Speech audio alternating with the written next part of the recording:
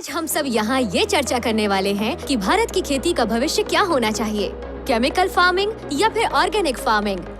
आज इस विषय में चर्चा करने के लिए हमारे साथ हैं फील्ड साइंस के एमडी मिस्टर राघवन जी और भीष्मा ऑर्गेनिक्स कंपनी के एमडी भीष्मा जी। तो आइए उन्हीं से जानते हैं कि केमिकल फार्मिंग और ऑर्गेनिक फार्मिंग के बारे में उनकी अपनी क्या राय है। वाह, क्या लड़की है। अरे परिमल भैया, आप यहाँ कैसे? यही मैं तुझसे पूछने वाला था। बिना टिकट के तू शो देखने आया है ना? शो तो आप देखने आए होंगे, मैं उससे देखने आया। तू तैयार है ना? सुंदर है ना? तू लड़कियों के पीछे भागना कब छोड़ेगा? तेरी वजह से नौकरी से हाथ धोना पड़ा। उसके बाद एमएससी एग्रीकल्चर में नौकरी करनी पड़ी, वहाँ पर सैलरी और भी कम थी। हाँ तो अंकल जी, आप कौन सी फसल उगाते हैं? मिर्ची उगाता हूँ सर। आप खाद का इस्तेमाल करते हैं या भगवान भरोसे खेती करते हैं? आप ही की खाद इस्तेमाल करते हैं, उससे खेती अच्छी होती है। मैं इससे संतुष्ट हूँ। हम जो भी काम करते हैं किसानों की खुशी के लिए ही करते हैं भीष्मा जी। हमें और क्या चाहिए? खुशी का मतलब ये नहीं कि कपड़े कितने अच्छे हैं या जेब में कितने पैसे हैं। खुशी का मतलब है सेहत। खुशी का मतलब हमारी अगली पीढ़ी की खुशहाली। अगर रसायनों का इस्तेमाल बंद नहीं हुआ तो हमारे स्वास्थ्य के साथ साथ ही धरती माँ को भी नुकसान पहुँचेगा। ये सब किताबी बातें हैं सर। आज के जमाने में इन्हें कोई नहीं मानता। इन बातों से किसान अब और बेवकूफ नहीं बनने वाले। अब आप जाम्बिया या इथोपिया को देख लें, क्या हालात है वहाँ। लोग भूख से मर रहे हैं। उधर स्विगी नहीं है? पैसे नहीं है।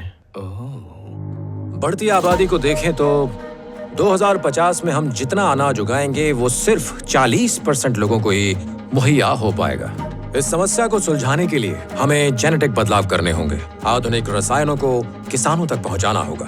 लेकिन आप इसके बजाय ऑर्गेनिक और खुशी जैसी फालतू बातें कर रहे हैं सर। ऑर्गेनिक फार्मिंग टेक्निक अब पुरानी हो चुकी है, आप ही की तरह। पुरानी हो चुकी है? दरअसल वो ही सर, आपकी कंपनी के लोगों के अलावा मेरी कही इस बात को किसी एक ने भी झूठ साबित किया तो मैं ऑर्गेनिक फार्मिंग के लिए अपना सब कुछ छोड़ दूंगा।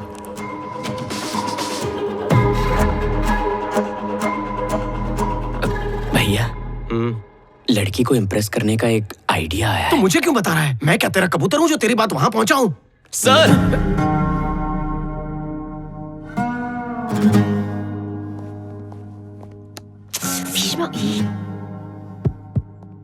चेक। तुझे पैसे नहीं मिलने वाले हैं। आपने सही कहा सर। यहाँ किसी को भी ऑर्गेनिक फार्मिंग के बारे में कुछ नहीं पता है।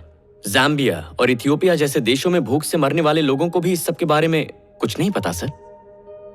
सर, आप केमिकल से ज्यादा फसल उगाना चाहते हैं ना, तो फिर आपने आपकी कंपनी उन्हीं देशों में क्यों नहीं शुरू की? आपने उन्हें भूख से मरने से बचा लिया होता। लेकिन आप ऐसा नहीं करेंगे। मैं जानता हूं क्यों। इसकी दो वजह है। एक है पैसा, वो गरीब देश है, वहां आप क्या कमा लोगे। दूसरा है मिट्टी। हमारे देश जैसी उपजाऊ जमीन उनके यहाँ है ही नहीं। सर, जब मिट्टी उपजाऊ नहीं है तो आपके केमिकल से क्या होगा?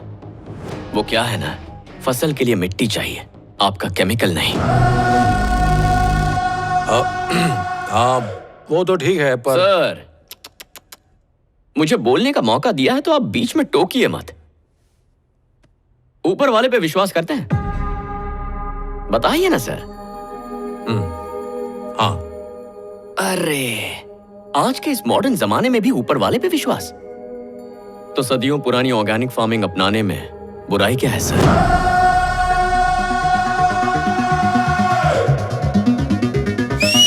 वाह, क्या बात है।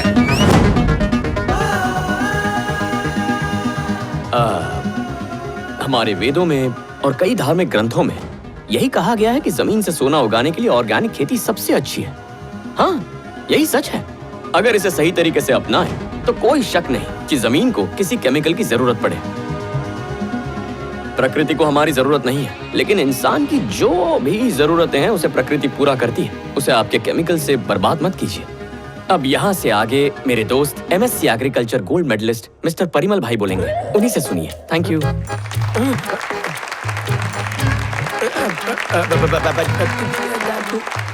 1 2 3 4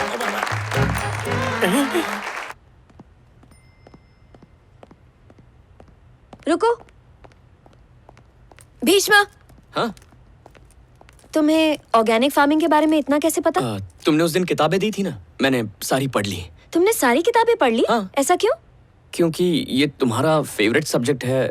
ओह, तो तुमने इतनी सारी मेहनत मुझे इम्प्रेस करके पटाने के लिए उठाई है ना? नहीं, ऐसा नहीं है। तुम मुझसे प्यार करते हो? नहीं, क्या बात कर रही हो? तुम्हें बस ये सब्जेक्ट पसंद है। तुम ठीक है, मैं नीचे रुकता हूँ, तुम आना। I love you.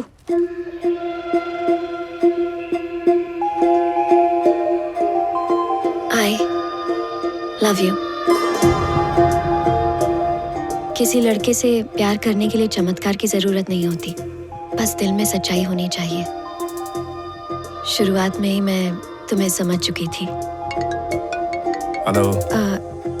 डैड, गाड़ी खराब हो गई है। हैदराबाद के छोकरे बिगड़ते जा रहे हैं। सर, अगर कुछ दोस्त मिलकर मस्ती मजाक कर भी रहे हो तो इसका मतलब ये नहीं कि वो मवाली है या आवारा है। कल वही लोग किस मुकाम पर होंगे ये हमें नहीं पता। आज नुक्कड़ पर पान बेचने वाला इंसान भी सीएम बन सकता है। मुझे तो उसी वक्त समझ आ गया था कि तुम कैसे हो। तुम्हारे साथ बिताया हुआ हर एक पल मेरे लिए यादगार है। तुमने मेरे लिए 10 गुंडों को पीटा, 20 दिन डैडा के साथ बिताए। एक नया सब्जेक्ट तुमने सिर्फ 30 मिनट में सीख लिया। आमतौर पर लड़की खुश होती है जब कोई लड़का उसके लिए कुछ करता है, लेकिन जब कोई उसके लिए कुछ खास करता है तो वो खुद को लकी समझती है। I love you.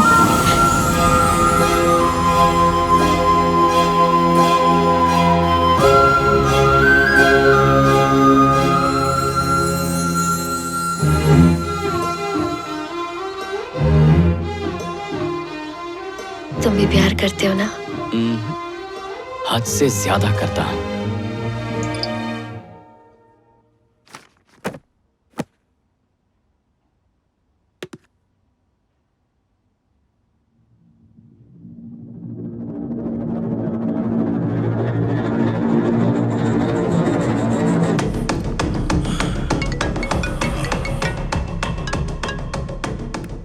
Hello sir, मैं किसी काम से स्टूडियो गया था, तभी मैंने ये वीडियो शूट किया सर।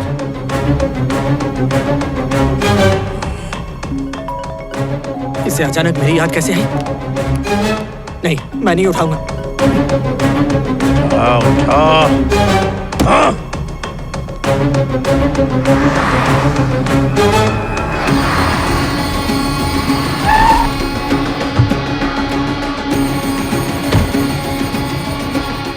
ये भी किधर है? वो आनंद जी के घर पे है।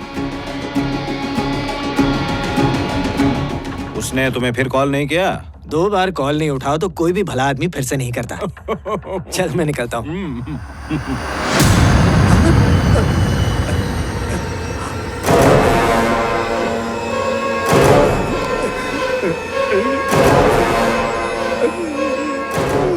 अरे कोई भूत देख लिया क्या तूने?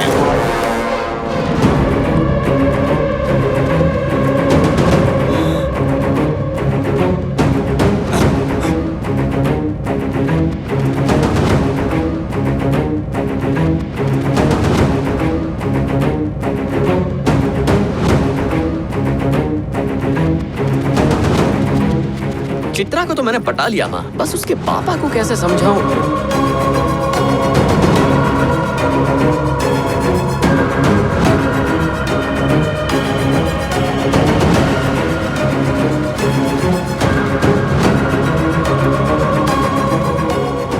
बचपन में तेरे बेटे का जो अपमान मैंने किया था उसके बदले में तूने इसे मेरी बेटी को फंसाने के लिए कहा था।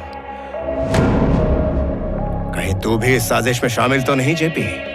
नहीं, मेरी बात तो सुन। मैं तो इसका मुंह भी नहीं देखना चाहता, और तू ऐसा कैसे सोच सकता है कि इसके बेटे को मैं दामाद बनाऊंगा? सर, बचपन में क्या झगड़ा हुआ था मुझे नहीं पता, पर मैं चित्रा से सचमुच प्यार करता हूँ। चुप हो जा, चुप हो जा, तो गोली मार दूंगा। अबे तेरी औकात ही क्या है? पता है आज तू इतना नाकाम क्यों है? तेरे नाकारा बाप की घटिया सोच की वजह से। और तू भी इसकी तरह नाकारा ही पैदा हुआ। क्या रे, आंखें फाड़ फाड़ के क्या देख रहा है? मेरी बेटी के ख्वाब देखता तू? मेरी बेटी की औकात जानता तू? एसीपी की बेटी होकर भी किसी की सिफारिश नहीं ली और आज भीष्मा ऑर्गेनिक्स में मार्केटिंग की वाइस प्रेसिडेंट है।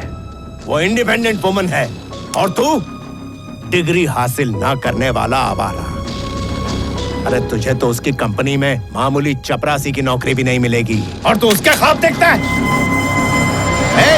रुक जा। क्या बोला? इसे वॉचमैन की नौकरी नहीं देंगे? वॉचमैन की नौकरी करने का सवाल ही नहीं उठता। उस कंपनी का वारिस है ये लड़का।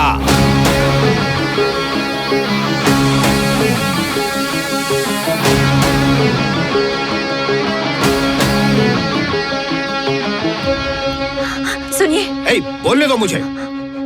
इसके दादा से मैंने वादा किया था कि मैं इसका ख्याल रखूंगा। ये सड़ियल उसका अपमान करे और मैं चुप रहूं, ये नहीं हो सकता। क्यों? इसकी औकात नहीं है? तुझे घमंड है ना कि तेरी बेटी हिंदुस्तान की सबसे बड़ी कंपनी भीष्मा में काम करती है, लेकिन उसी कंपनी का अगला सीईओ ये है। भीष्मा ऑर्गेनिक कंपनी के चेयरमैन भीष्मा जी का इकलौता वारिस है ये। उनकी अरबों की दौलत का असली मालिक।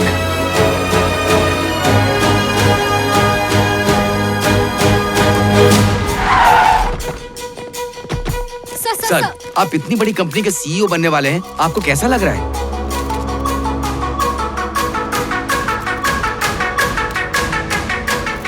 भीष्मा ऑर्गेनिक्स ने अपना नया सीईओ चुन लिया है। थोड़ी ही देर में हम आपको भीष्मा ऑर्गेनिक्स के सीईओ का नाम बताएंगे। भीष्मा ऑर्गेनिक्स ने अपना वारिस घोषित कर दिया। क्या जूनियर भीष्मा ही भीष्मा ऑर्गेनिक्स के सीईओ बनेंगे?